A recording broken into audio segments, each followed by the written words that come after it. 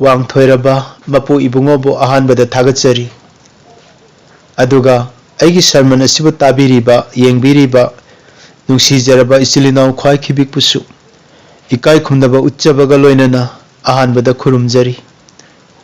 मपु इबुंगोगी वाहै मफम अनिदगी अैखोइ होजिक येंगमिनसी अैना अैगी Inai David फंगले अैगी असेंगबा थाउना अैना महाकपु अभिषेक तौबिरे Lysol इसै मरफुगु मापन पदकुन अदुगा महाकना सोलबु लौथोख्रबा मतुंगदा David पु मखोइगी निंगथौ ओइना हापखि महाकि मरमदा महाकना साखी पीदुना हाइखि अैना जेसीगी मचानिपा डेविड पु अैगी थमोइना पामजबा मी ओइना फंगले महाकना अैगी अपाम पुमनमक तौगनी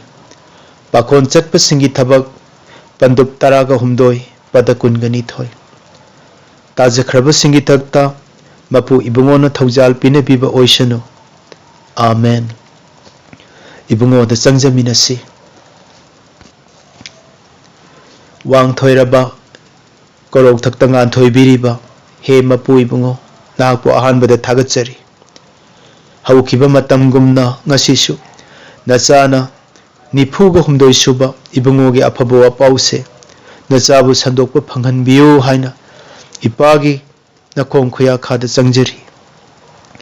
नाकी थवाय सेंगबना नानथबिदुना बोर पिबिदुना नचागी अयोल अरान पुमदमा कोकपियु इबुंगो तागदबसिंगदा थवायदा चाखटपा फंगजनबा मिरोन मिरोनदा अहिंगबा सरमन ओइजनबा थवाय असेंगबना अहिंगबा थवाय हापियु अैकी खोंजेल वाहै पांगल लौसिंग पुमदमा हौबदगी लोइबा फावबा सिजिनबियु हाइना नचानिपा इबुंगो जीसु ख्रिस्तगी मिंगलेन सोंदुना निजरी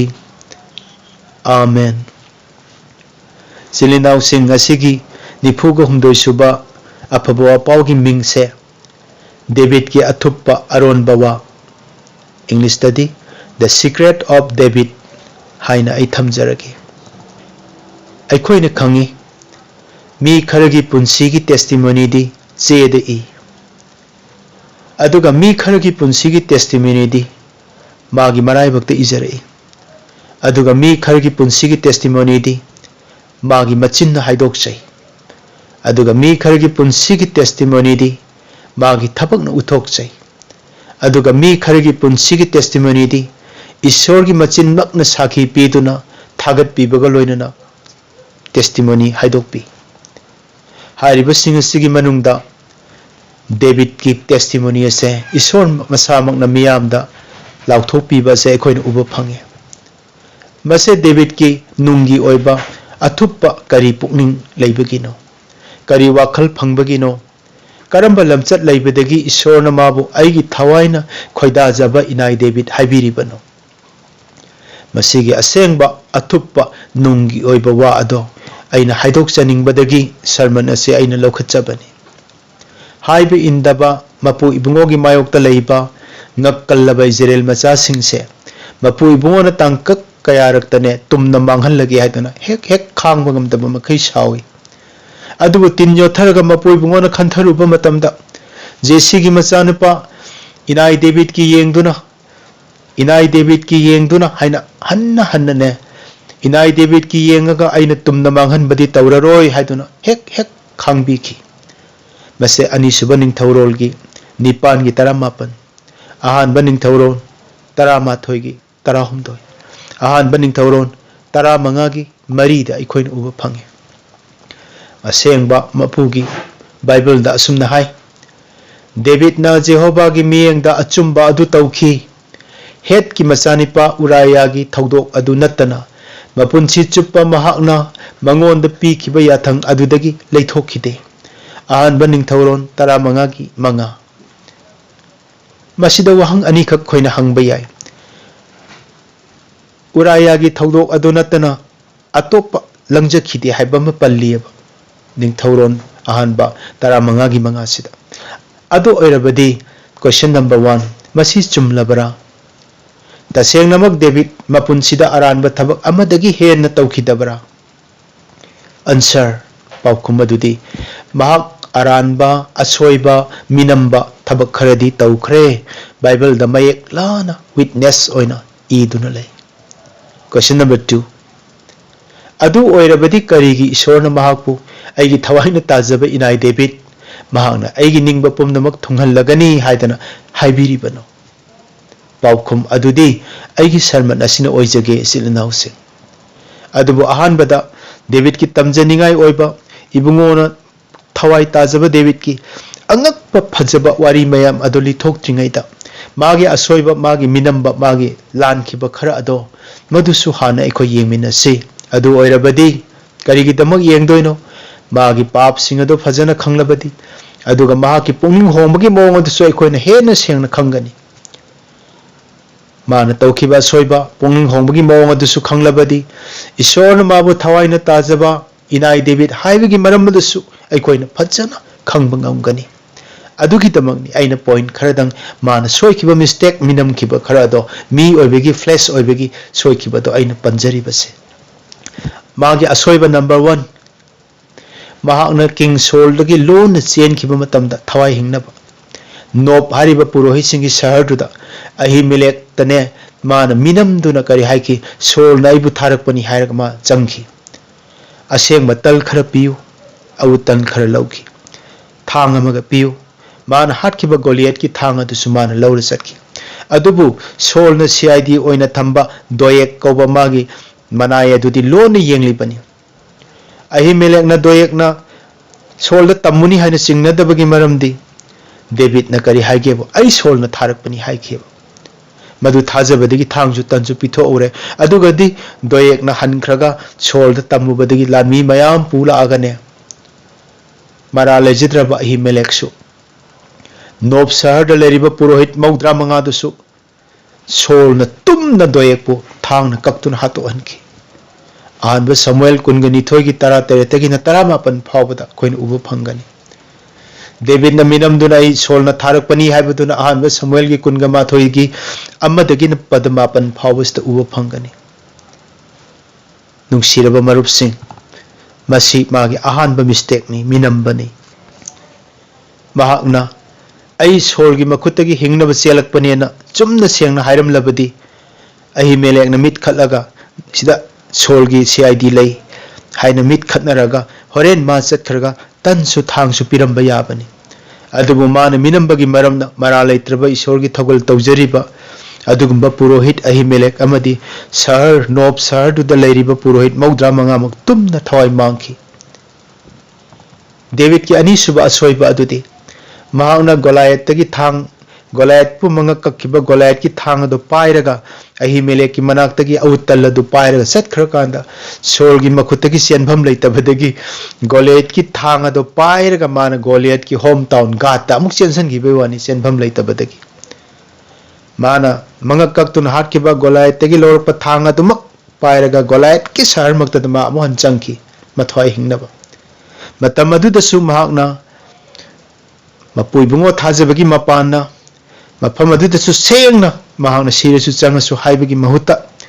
amuksu minamduna ningthau Akhiski mamangda ma angau ma sasinaki mado chitne minambani ahanba Samuel ki kungama thoigi taradagi na tarahumdoi phawbada aikoina uba phangani ahum suba magi asoiba mistake achauba malai mahakna mapu ibungogi ak ado purohit singi marigi lengbanda hapaga phajana akti lengbanda thangatuna pugadabani adubu mahakna laikut laito ngatangairaba nong churubagi sangari thobagi laikhom lainang kangkhraga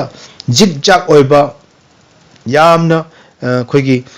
akut atong leiba lambi amada lengbanda pugadaba mapu ibungogi phambal ak ado sangari ahanba amada thok pansilaga hekta sangari da hapaga ak ado tekani tuni khangdaba makai uja haibaduga magi marup agana sangari thaholaga puki magi section daba usittaba maong aduna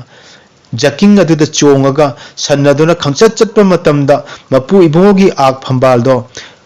phaina haitharakpa matamda kaiba tare haidana uja hariba nupas makhuna tap lamna nga uba matamdadi mapu ibungona sawbadagi mangona sawpagi khudakta ujagi thawai mangki mado David ki marani section dabagi maralni kadaida ugani anisuba Samuel gi chapter 6 ki 1 to 10 sida uba phangani मरी सुबा David की अमुक असोइबा अदुदी मागी फत्तबा थबा अदुदी महाकना फिलिस्ती सिंगी lambda सही अमगा था मरी महाक लैखी पुन्ना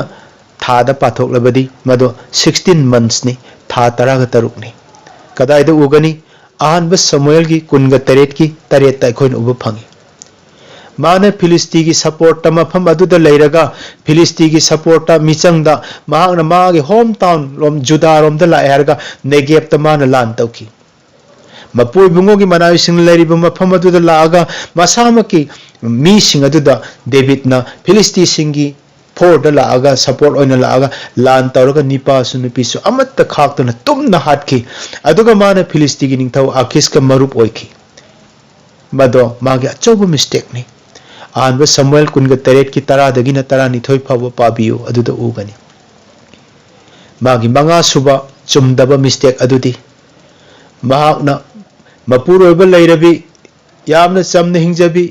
बेत्शिबा कौबा अदुगुम्बा नुपी अदुबु फोंगना अपाम नुंसीगा लोइनना force ना माना लानबा थबक तौबी मसे मागे अचौबा मिस्टेक ने फॉल तरुक सुबदा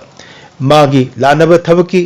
मरान हाइदोक चदुना ओना थोइना खुदक कप्पा याबदुबु मरान कुपसनबा ओइना होनरगा अमुक हना मपुरोइबा अदुबु सुमाना उरयाबसु हाटकी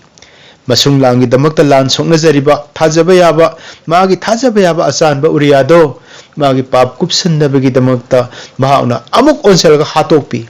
हातोकलबा मतुंगदा तुमिना लैबगी महुत्ता उरिया सिरबा मतुंगदा बेत्शिबाबो अमुक मागी नुपी ओइना लौसिनखी मदो अनिसुबा समुएल की 13 की अमदगिना 18 फावबदा अखोइन उबा फंगे मागी 8 सुबा सोइबा दुदी मचानिपा अमनोना मागी मचानुपी अतोप तामार हाइबा नुपी दो अब्सलोम की मचन नुपी दो लानबा थबक तौबीखी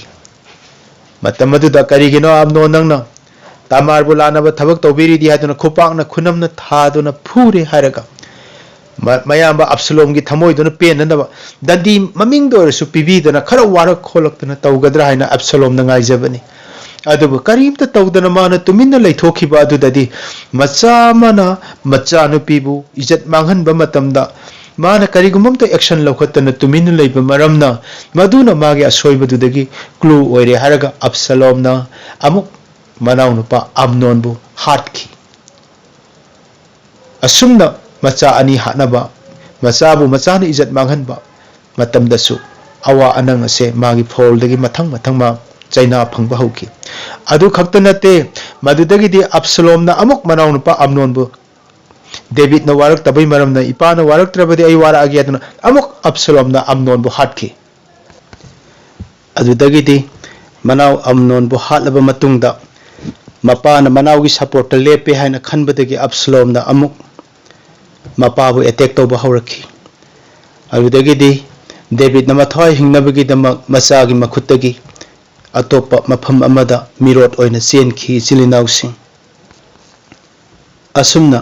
अब्सलोमना मपागी निंथौ खुबा मुनखी असोइबा अमदगी सोइखिबा मिस्टेक मरान अदो ममै थंगदा डेविड ना खंगजरखी अदुगा 9 सुबददी डेविड ना ईश्वर की लानवी सिंबु थाजबा ngamdaduna लानफम कयादा जॉय तौबीरखरबा जेहोबा की अंगकपा लानवी सिंग अदुबु महाकना थाजबा ngamdaduna ईश्वरदगी लैथोरकलगा मसागी लानमीन मसिंग कया लै फिलिस्ती सिंगा लान तौननबगी दमक अमोनी सिंगा लान थोकननबगी दमक तोंगान तोंगानबा जाति सिंग मंगोंदा attack तोरकपा खुदिंगमक अदुबु ngaktoknabagi damak lanmi masing thiba hauki ma mising thiba hauki mikok thiba hauki isorgi mamangda mana asoiba ado isorgi pangalbu yajadaduna masagi miyoibagi pangalda ngaba horokpada ibungobu sahonki madumagi achauba mistake ni madugi maramna mara laitraba mi lising humbudra do laina ama tharaktuna siki अनि सुबह Samuel की कुनगा मरी की वानदगी ना कुन मंगा फावबसदा 25 फावबदा coin उबो fungi हाइरिब सिंग असिगी मतिक चाबा चैराक्ति महाक सिब मतिक चाय मरमदी ही डिजर्व टू डाई महाक सिबदा चप चाबा अदुगुंबा मरान तौदबा मिदी नते तौरिबनी अदुबु हारिबा पुमनमक असिगी ओना तैनबदा करिगिनो माबु नाकपीखिबा हानगी निंथौफमदा मु हंजिनबिखिबा करिगिनो हानदगी हेना पावर पीबीरिबा दुना करिगिनो लोम्बा नायदबा वारेप नबा सेंबीदुना ईश्वर की मचानुपा कनबीबा मपू जीसु ख्रिस्त दो नंगी दारदगी पोहनगनी हायदना डेविड पु थवाइना ताजब इनाय हायदना खंदोपीखिबसे मरानसिंग असे लेना लेना करी मरमगिनो इसिलिनाउसिंग माना फंगफम थोकपा चैराक फंगबगी महुत माना फंगफम सुथोक थोकतब ग्रेस थौजाल ओइना मंगोंद पीबीखिबगी मरमसे करिगिनो मंगोंदगी हेना फब मयाम बाइबल्स दे यावी अदुबो आइगी थवाइना ताजबे इनाय डेविड हायदन अब्राहम दे इसाक दे जाकोब ता हाइबीदना असुमाइना डेविड पो हाइरिसिना करी मरमगिनो मदुगी मरम अदुदा मुक चथरलसी हुजिकति मागे अफबसिंग महाकना लंगजखिबा पापसिंग अदुगी मतिक चाबा चैराकतो फंगजनबगीदमक महाक ईश्वर की मांगदा चेतना खोंफम सेना लेपनी पाम ओइजैबा अदुगा माना खामंगम लोइदबा चैराक ओइरगदी मदु ननायना खामंगमबगी वांगमदा लई हायदना ईश्वरदा ओना थोइना कपचरगा मा मपाप हाइदोकसैबा अदुगा महाकना सोइखिबा लंबी दुदा अमुक्तंगबु मराल हाइदोखरबदी अनिरक हन्ना महाक अमु हन्ना पाप तौदबा ngambeba ईश्वर माबु चांग येंगबु मतमदा महाक मैन ऑफ इंटीग्रिटी पुकनिंग टिंगबा मी ओय थाजबा याबा मी ओय अदुगा हाइबा इल्ली सोइखिबा तारदी हेक खंगलकपदने थमोय कायहनजदुना ओना थोइना जेहोबागी ममांगना मा कपचै हौजिकती ईश्वरना डेविड पु थमोयना खोइदाजबा हाइना टेस्टिमोनी पीबीखिबगी मतांग अदो अदुदा मु अखोय माय ओनसिनमिनरसि मागी सोइखिबा मिनमगिबा लानखिबा सिंगदी अखोयना हुजिक खंगे हौजिकती ईश्वरना माबु खोइदाजबा मरमसिंग अदो पॉइंट खरदंग अमुक येंगमिनसि हाइरिबा पॉइंट सिंग अदो अखोयगी पुंसिदा अखोयना तौननबनी अखोय इसा इसागा अमुमुक चांगदमनदुना चटमिनसि मदुना ईश्वरना अखोयबुसु पांगबिगनी मदुदगी अखोयना तमजहौरबदी ईश्वरना डेविड खक्त नतना अखोयबुसु थवाइना खोइदाजबा आइगी इनाय हाइदना अखोयबुसु अदुम हाइबिगनी जिलिनाउसिंग पोट खुदिंगमकी मरम लई डेविड की असोयबसिगी मरम लई डेविड पु कोपीबगी मरम लई डेविड ना अचेत फिरेप लौखिबगी मरम लई ईश्वर माबु पेनबिखिबगी मरम लई पुमनमक अदो अखोयगी पुंसिसदने चप चाना सोइदननबगीदमक अचौब पारा अमा ओइरिबनी अफबा डेविड की ईश्वर ने पेनबिबगी अहानब पॉइंट अदुदी डेविड मचिन मनाउ निपान की अतोन बनी महाक थमोय सेंगबा मपागी अथंग इंदुनने लमलकता याव सेंजबनी पा मचामनी मागुंबा तरा कुंदगी हेन पांगल कनख्रबा लाइन नोंसादो लाकपु मतमदा यावबु चागे हाइदुना लाकपु मतमदा डेविड ना मागी पुंसी करिसु खंदना याव सिंगीदमक खल्ले हरगा याव मचा अमकक सराक तमगा चचखिगदबदो याव मचा अमगी पुंसी मांगदौ सरुपुदी आइगी थवाइगा चांग सिंगनजगे आइगी थवाइ ओइना मांगजसनु हादना सीबा पामुबा लैतना याव मचा अमबु मागी थवाइदगी हेन ममल यामना खंजरगा नोंसागा फाइट तवी नोंसा सीबा नत्रगा मा सीबा अमा ओइगदोरिबनी असुमना थौना लैदना याव अमा fuck मांगदनबा मपान सिनखिबा याथंगदो Chetna ngaksaba maramna mahak ishorna yamna penjaba pungning tingba mi ma oina phangjari-bani ahanba samuel gi tara teret ki kunthra tarukta ikhoina uba phangani david to nang natraga ai oire haina khallasine isilinawsing jungle da yaw selasi nongsa lakpa matamda yawam chajagibna phayena chenselga khoidi अखोइना अहिंग यारेकनब सेमिबा उना चेना थोंग पालगा सेमख्रबा यावकोन अदुगी मनाक्ता चेनसलगा थोंग लोनसलगा नोंसाना याव चारा चतख्र मतुंगदा अखोइ अमुक थोकनी मसिगी लमचत से चतलबदी नोमदा याव तरा कुन कुंथ्रा चामा नंगना अदुम मांगनी सा सिंगसे ला ला चारगा David ना पोमदमा अदो मायोकना जखी इचेलिनाउसिंग डेविड तगी अखोइना तंबा याबा अदुदी अदुगुमना अखोइना सु ईश्वरना अखोइदा सिनबिख्रबा अखोइगी फैमिली की पिकलबा इचासिंग अखोइगी नुपी अंगांगसिंग अमसुंग ईश्वरना अखोइदा सिनख्रबा अखोइ युमलोंदबगी ईश्वर खंगद्रिबसिंग ईश्वरना अखोइदा सिनबिख्रबा इचेलिनाउसिंग अमदी सिंगलुप मेंबरसिंग असे मखोइगिदमक अखोइसु थवाई थाबो फावो पामुबो लेतना थबक सुबसे ईश्वरना पामजै ईश्वरना पेंजै डेविड लिटिल शेफर्ड बॉयनी याव सेनबा अंगांग नहानी अदुबो अपिकपा याव सिंगदा थाजबा याबा मरमना होल इजराइल की याव सेनबा निंगथौ ओहनबीबा फंगजखि डेविड की थमोइबु येंबीखिबा ईश्वर अदो ngasi sunang amadi aigi thamoibu yengbiriba ईश्वर दुनी हाइबसे मंगोंदगी तमजनबा आइना पुथोकचबनी मसी अखोइना कावगुमसी मी उदबा मफमदा डेविड ना प्रभु की थवागी पांगलदा नोंगसा सवमगु फाइट तोबगुम मी लेतबा मफमदा पाप तोबगी महुत्ता मी लेतबा मफमदा थवाइना थनबा पुंसी ओइसी अनिसुबा तमजनिंगाय ओइबा डेविड की अफवा दुदी फिलिस्ती सिंगना सुकोट आरिबा लमदुदा लानबन छारगा ले इजराइल सिंगना इलागी तंपाकता लानगी दमुक्ता पुंसिल्ले अहानबा समुएल 13 की पद अमा अनीदा खोइ उइ हारिबा सुकोट अमसुंग इला अनी की मयाई से लंपाक अमा लेयबा हारिबा लंपाक अदुदा चाव खरबा लानबन अदुदगी नुमित खुदेंगी फिलिस्ती सिंगी लांद कन थोरबा गोलायत को जाइनी हिंचाबा अदुगुम वांग चावरबा फिट मापन वांगबा अदो थोलागा नखोइगी नरक्तगी मी अमा थोला ओ हाइदुना नुमित खुदेंगी नुमित निफुनी चुपना इजराइल सिंगदा आइगा लंबा पाबा ngamba थोलाओ आइना ngamba तारगा नखोइ आइगी मिनाई खोइगी मिनाई ओयो नखोइना ngamba ओरगा खोइ नाक नखोइगी मिनाई ओइरगे हाइदुना नुमित निफुनी चुपना सिंगनरमी मदो कदाइदा उइ आनब समुएल पंदुक 13 पद 13 तो उबु फंगे गोलायती लांदा अमुक तमाई थीद्रिबा हिंचाबनी मसा पुंबा खुलाई थाबद चंगदनबा लान फिजेन योमसिल्लबनी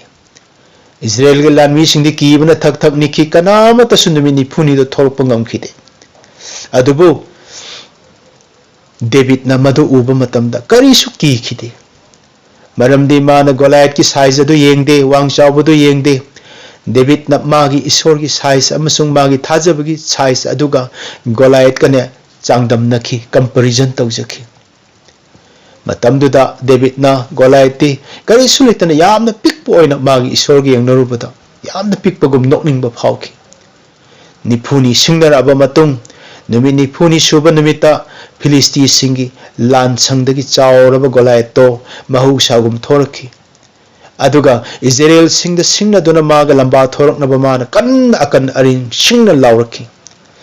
चावरबा फिलिस्ती सिंगी लान बंदगी चावरबा गोलायत अदो थोलखि चावरबा इजराइल सिंगी लान संगदगी पिकलबा डेविड अदो मखुत्ता नाउरी अमा पायरगा अंगांग ओइना थोलकपदु उबदा मयाम यामना नोकनिंगबा फावखि नाकल अनिमक्तगी ओ डेविड से सिरनिदो हाइबसे फिलिस्ती सिंगी लानमीना सु खनकी इजराइल की लानमीना सु कनागे अंगांग नोना थोइसिबोइना खनकी अदुगा डेविड की मचिन मनाव हमदुना सु यामना सावखि लोइरेदा कोइ नाउ सेदम अदुगदी इराय लाइना डेविड ना थाजबना गोलियत पो मिकुक अमदा हातखि मंगक कखि गोलायत की थांग अदुमक डेविड ना मुल्लगा मांगी मंगक कखि मकोक पोरखि आ पुंसी चुप लान तौरलबने गोलायत से डेविड ती पुंसीदा लान अमुक्तसु सोंगरक्त्रिबा अंगांगनि नौरिबा नहानि नौरिबा डेविड ना मागी थाजबदो थबुक्ता ओइना पांगथोकपा उबदुदा ईश्वर से यामना पेंजै लान पुंसी चुपना सोक्नदुना लाक्लबा गोलियत का पुंसीदा लान फमदा अमुक्ता मखोंगना नेत्रिबा डेविड ना मपु इबुंगोबु थाजबगी मपाना कनामता लैबा अदुना सोंगथोकपा ngमद्रगा पिकलबा माना सोंगथोखिबदो मदुनि इबुंगोन थमाई ताजबे इनाई डेविड हाइबगी अनिसुबा पॉइंट बाइबल ना हाई नखोइदा लैबा महाक अदुना ताइबंग पांदा लैबा महाक अदुदगी हेना चावी अहानबा जोहन की मरी दा खोइ उबा फंगे अदुगा बाइबल ना अमुकसु हाई अखोइबु नुंसीबीबा महाकी मपाना लान ngamba सिंगदगी अखोइना हेली we are more than conquerors through him that love us Romeo 9:38 ता खोइन उबा फंगे इसेलिनाउ सिंग अखोइगी पुंसी सिसु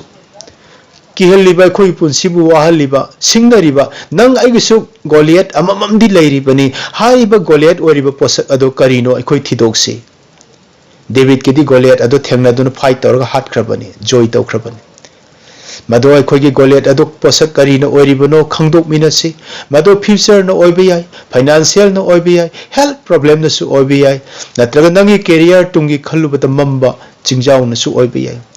ꯑꯩꯈꯣꯏꯅ ꯉꯁꯤ ꯍꯤꯡꯂꯤꯕꯁꯦ ꯄꯨꯟꯁꯤ ꯂꯥꯟꯐꯝꯗꯅꯤ ꯑꯩꯈꯣꯏꯅ ꯑꯩꯈꯣꯏꯒꯤ ꯒꯣꯂꯤꯌꯠ ꯑꯗꯣ ꯃꯥꯏꯊꯤꯕ ꯄꯤꯗ꯭ꯔꯤꯕ ꯃꯈꯩꯗꯤ ꯃꯍꯥꯛꯅ ꯑꯩꯈꯣꯏꯕꯨ ꯄꯨꯟꯁꯤ ꯆꯨꯞꯄ ꯁꯤꯡꯅꯗꯨꯅ ꯑꯗꯨꯝ ꯀꯤꯍꯟꯗꯨꯅ ꯂꯥꯛꯅꯗꯨꯅ ꯑꯩꯈꯣꯏꯕꯨ ꯋꯥꯍꯟꯗꯨꯅ ꯊꯝꯒꯗꯧꯔꯤꯕꯅꯤ ꯍꯧꯖꯤꯛ ꯊꯥꯖꯕ ꯈꯨꯗꯤꯡꯃꯛꯅ ꯑꯩꯈꯣꯏꯒꯤ ꯒꯣꯂꯤꯌꯠ ꯑꯗꯣ ꯃꯥꯏꯊꯤꯕ ꯄꯤꯕ ꯃꯇꯝꯅꯤ ꯏꯁꯣꯔꯅ ꯑꯩꯈꯣꯏꯗ ꯑꯀꯤꯕꯒꯤ ꯊꯋꯥꯏ ꯄꯤꯕꯤꯗꯦ ꯑꯅꯤꯁꯨꯕ ꯇꯤꯃꯣꯊꯤ 1:3 ꯑꯩꯈꯣꯏꯅ ꯎꯕ ꯐꯪꯉꯤ ꯃꯔꯝꯗꯤ ꯏꯁꯣꯔꯗꯤ ꯏꯃꯥꯅꯨꯑꯦꯜꯅꯤ ꯃꯍꯥꯛ ꯑꯩꯈꯣꯏꯒ ꯂꯩꯃꯤꯟꯅꯕ ꯑꯩꯈꯣꯏꯒ ꯂꯣꯏꯅꯗꯨꯅ ꯂꯩꯕ ꯊꯥꯗꯣꯛꯄꯤꯗꯕ ꯏꯁꯣꯔꯅꯤ ꯃꯗꯣ 1 Samuelꯒꯤ 7:14 Isaiah 7:14 ꯑꯩꯈꯣꯏꯅ ꯎꯕ ꯐꯪꯉꯤ adunani David na ki hidribado aiga loina duna leba Emmanuel ni habise khangba gi maramna mahakna Goliath ki mamang da lepa ngamjaki ichil inaw sing ahum suba David ki tamjiningai oiba isorna penjaba point adudi David na Goliath hatpa matung dagiti David ki ming ase popular oire Israel singi nupi singna nipa singna David pu saithaduna asumna isai sakhi Saul na lising ama hatpa matamda David na lising tara hatli Saul na lising David na lising tara mado hawjiksu Israel da adum pawro oiduna leiribani matam aduda Goliath hatkraba matungda David is celebrity oirabani leiba aduda magumba leitrabani thajabada sumagumba leitrabani haibe inbada su magumba leitrabani thajabada thabakta onthokpada su magumba leitrabani magti celebrity ama oiki Israel gi isona David pu piklaba yakondagina Israel singi a chauraba ningthau phambal phawbada wangna mabu thangat piduna mahak napal tawge heradi asukki matik napal tawba matik charba matamni mahakse Mabo achauba ningthau ohen biduna prithvi isna magi wari se angak po ikhrabani lebak na su Israel singi mapu ibungo David ki sorai se khangba haukraba matamni mabuk chauba leitrabani adubo mangondagi isorna penbiba maram adudi mabo sukki matik isorna wangna thangaliba makai mana hena noluksabe henki isirinau sing mase ekhoina tamja hogadabani David na celebrity oiduna maming chatpa matam aduda David na laktuna ne Jehovah gi mamang da phamlaga mana haijaki angawbugumna he bungo Jehovah ai sibu kanano ai gi imungna kari oiduna nahang na ibo si phawa ai bu yohan biraklibano anisuba Samuel gi 8:19 ai khoi oirabadi hauki basu ningsing loi pari puri su ningsing loi napal na haragani napal na thangani David ti leibak ta la aga phamki aduga mana kappaga hai he ibungo Jehovah ai sibu kanano ai gi imungsina kari oibagi no ibungo nangna aibu asi yauna pukhat pirakliba anisuba Samuel 8:19 mahakna Israel madi Juda anima ki ningthau oiduna ne phajakraba magi konungda leiraba matam magi minai nupi na pik thalaba matam awatpa leitraba matam adudasu mana pumna magado karimata leitana khanki mana matam du da ibungo da haiki ibungo nahaki sumang da nong matang leibana numit lising amadagi hena fai isor ningdabagi phiyum singda leibadagi di aigi isor gi yumda thongakpa oibana hena fai kaya da noluk chakraba wahino chilinau sing ningthau amatana si haigadro minister amatana sumaina hairkhigadro mado laisol isai marphuga marigine tarada ikhoina ubu phangkani chauna wangna thangat pirabasu thongakpa oina leijage haibasini mana amuksu sumna haiki aigi punsigi numit singbum pumnamakta afaba amasung ibungo gi lengdraba nungsibana itung ingani aduga aina Jehovah gi yumda matam pumnamakta leigani laisol isai kunga humdoi gi taruk aroiba padata mana hai masidagi kari tamdoiba khoina aikoina ningthau oiduna phura daranda leiramba oiragadi David kumna church phawba khoidi karamdaba yai church kauramba su yai numit thayengaga church la amba su yai adubo David ti magi konung magi ningthau oibagi pham paiba minai mission minai nupi jagoi sabi kayamana mabu seba tawduna kanghai chamor paiduna thawgal tawduna khwaidigi chawba aduguma ningthau ado mana oiba oiragasu mahaki wakhaldi kaidamodisu konungda thamde मितारुबसु लेते नापल तौबसु लेते मदुगी महुत्ता मागी थमोइदी कोनुंगी फजब मयाम मागी लांद जोय तोरखरबा अरंग अराक मयाम अदुना मागी थमोइबु जोय तोब ngamde matam pumnamakta David ningna sangi thongsangbo oijanaba ningna sangi thongalda magi pungning thamki ibungo gi ningna sangda ma ngaujaba nipa mo oiki ibungo da mahak pungaw ngawba ningthaw mo oiki maduni isorbu haingai letana mana pelan khibase mari subada amuk Israel gi nupi sing nipa singna ibungo bu thagatuna jagoi sai isai sai Karigumba achauba ibungo gi festival thokpa matamda leiba ki festival oirabasu mapu ibungo gi mamang dorsu haira hairaba miyamna jagoi sarga ningthau singna pena phamduna yengjabani chinglemna adubu David ti madugi ona tainabada mapu ibungo gi ak phambal ado Jerusalem da purakpa matamda ningthau masa makna ibungo gi mangda jagoi saduna isorbu pelanjaki aduga leibak miyamna yamna ngakna yengnaki Magi nupi Mikalna ningthauda adum naina tauba karigino nang ningthau oraga ningthaugi nangi natik nagun ado loina thadoga nangna micham amagumna sumaina nang nafi naron khangdana ningna sangi mamang mapui bungogi phambal mangda jagoi sariba karigino hana nokna biki David na karimata sumaduda chawba leitana haiki aina jagoi saribase mapu ibungogi mangdani ibungobu thagatlibani aina ibungogi mangda asidagi hena hanthaba asidagi hena tonthajaba jagoi saba hena thogal toba moong tonthaba moong da aina thogal toba nang urakhi gani ani suba Samuel gi tarukki kunma thoi kuni thoi da uba phangani miyamna David pu great king ni haina ha khanjai great su oirabani miyoi bagi oinadi aduba David nadi aidi great king Jehovah gi thogal tawjaba atonba mini haina masana haidok sakhi masini Isorna David pu aigi thawai tajabi inai haibagi point singdo manga subada Isorna David pu thawai tajaba maru oiba maram amadi khwaitagi Isorna penba maram amasu leiri madudi matam aduda king haibama ningthaugi thaba ama priest mapui bungogi thawgalgi damo purohit ki pham thawgal haibama ani lei ado ningthau ayambaga David ka khenei Mana ningthaugi thabak ado phajana khangi aduga purohit ki thaba adusu mana sengna khangjaki ningthau atainadi purohit amasung ningthaugi thabak ase mix tawsal dunane purohit pu makha da thamduna net tuna makoina phuninga ga phuba kaisum sangda dandi pininga ga piba isorgi manai singbu phattaba wa hek takthokpa kanda ningthau singna khu thingjanduna thina laknai aduba David ti madu tawjakhide ningthau Saul na Magi mathau sunatana Samuel gi mohutta maida thaduna thaukatkhi adudagidi Isorna mabu khutakta ningthau phamdagi lokthok bani habase lauthokhi nang ningthau phamdagi lokthok lagani habase khanganki ahanba Samuel 13 gi 13 da khoina uba phangi Juda gi king Zedekiah na Isor gi machau Jeremiah bu siba yana usittana ot naiduna laknabi khi guhada kaisum sangda thamki dangjanda thamki madu Jeremiah chapter 39 da khoina uba phangani King Ahab masamak nasu maisau Elijah na magi mayokta pau sandoi afaba pau sandokte haiduna ningthaugi pham Isorgi oiba purohit ki pham anima ado magi makhada supai pasalaga Ahab pu hek phangma mafamda hatnanaba mi mayam thadoki masamaksu Ahab hatnanabagi damakta koithi thiduna mahak Ahab pu challenge tawnaba hatnaba singnaki David nadi adugumna tawjakhide isilinaw sing adugumna Ezekiel bu su ningthauna asuki matik awa anang thengnan biki adubu King David ti maisau purohit amat tata mana usittaba karigambam ta tawjakhide khut thingjinba su mana leikhide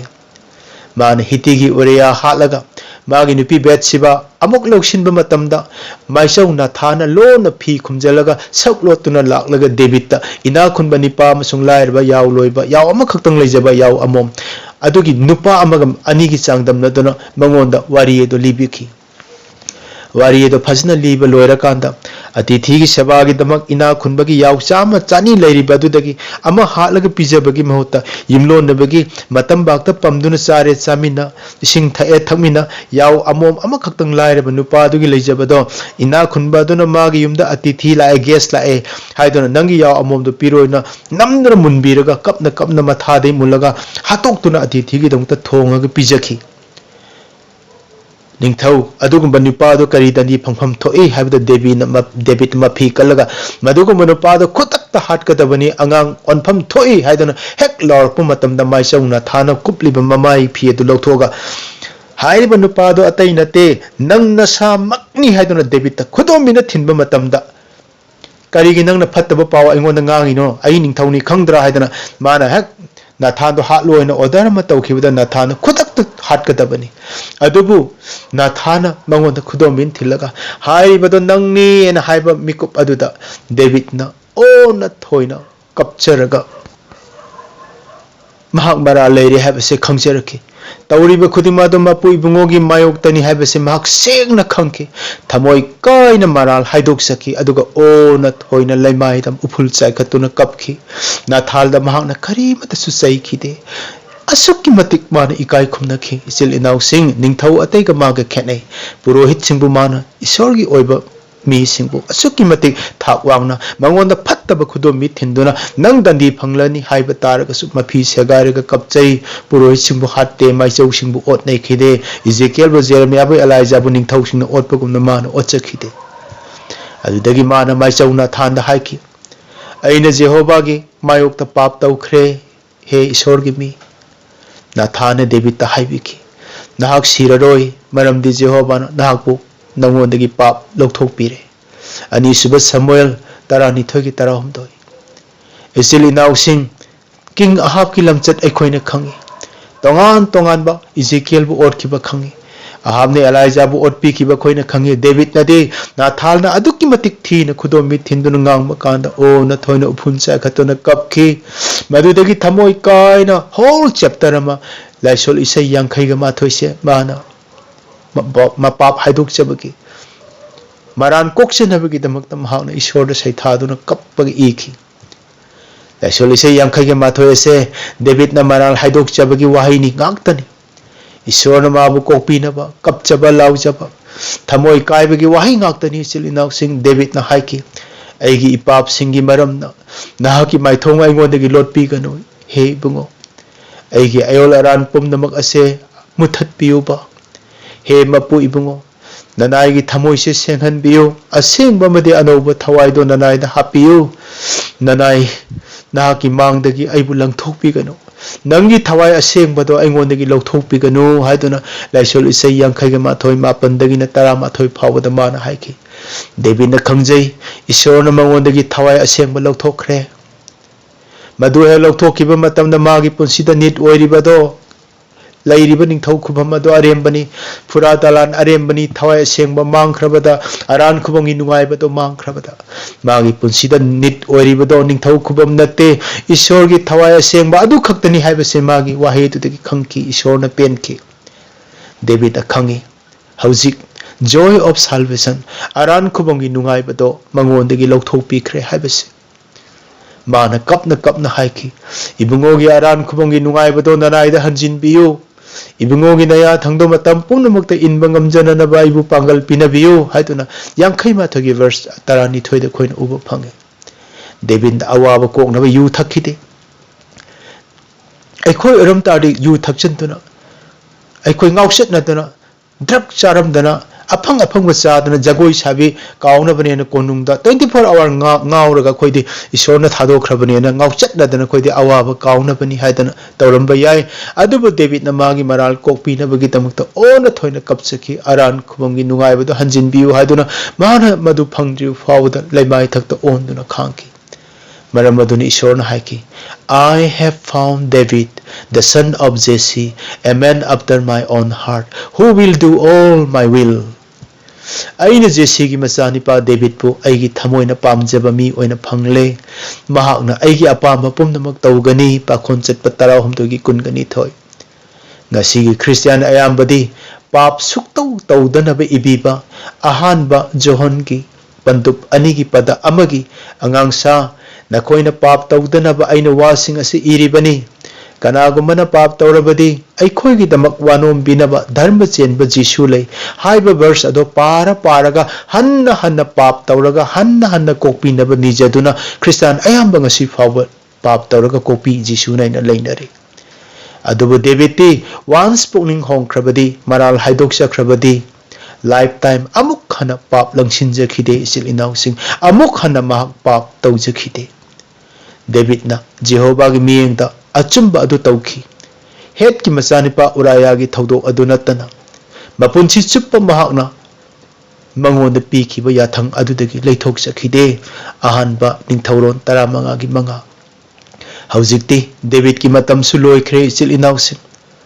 हौजिक्ति David लाक्लरोय David ती my पाक्लदुना moral यामना लंगजखिबा David पुमनमक हाइदोक्तुना अमत्तसु लोसिनतना मपु इबुंगोगी मनाई ओइदुना थवाइन खोइदाजबा हाइबा महक्ति कोपीबा याबीबदो फंख्रे हौजिक्ति David की मतम नत्रे नंग अमसुंग आइगी मतमनी इचिल इनाउसिंग sermon asigi loisalakpada ain haijaribase bible na hai makhoi gi maraktagi thorau masen nang aibuni david ponate aduga tonga na layu masen nang aibuni atai kana sunate jehovah na hai makhoi gi maraktagi thorau aduga tonga na layu jehovah na hai sengdaba kari amatta sokanu aduga aina na khoi buloksin bigani ani suba korinthia gi taruki taratare ईश्वर ना अखोई पुनमकी थक्ता बोल पिनबीबा ओइसनो आमेन।